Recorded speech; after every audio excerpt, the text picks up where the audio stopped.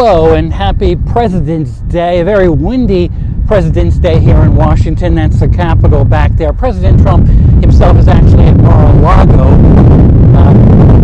President's Day, holiday. It's a national holiday, of course. And speaking of which, who could imagine that Representative Claudia Tenney, a Republican from New York State, wants President Donald Trump's birthday to be a federal holiday. On Friday, the New York Congresswoman introduced what she called Trump's Birthday and Flag Day Holiday Establishment Act. It would permanently codify June 14th as a federal holiday called Trump's Birthday and Flag Day, according to a news release from her office. Tenney represents largely rural areas of western New York, a lot of it below Buffalo in the U.S. House, let alone the Senate.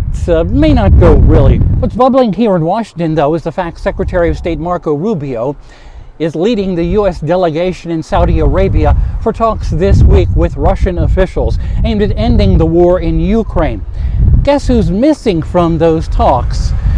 Volodymyr Zelensky, the president of Ukraine, was on NBC's Meet the Press yesterday, reiterating that his country would not go along with any deal that's worked out for peace in Ukraine without him being involved or his country being involved.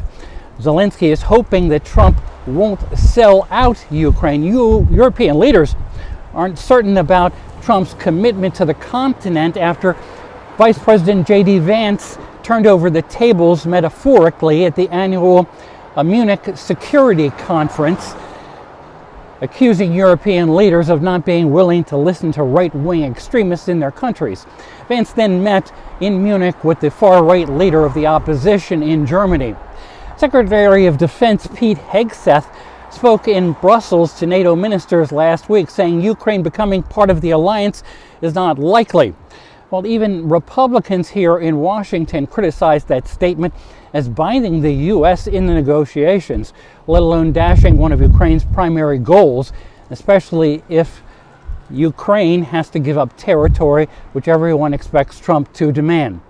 Rubio was probably concerned that Trump spoke with Vladimir Putin before even talking to Zelensky last week about Trump's efforts to join with Putin to end the war. Now, also there's a report that Zelensky refused to sign a deal that would allow the U.S. to get half of Ukraine's rare earth minerals in Ukraine to the United States as a sort of payment. Zelensky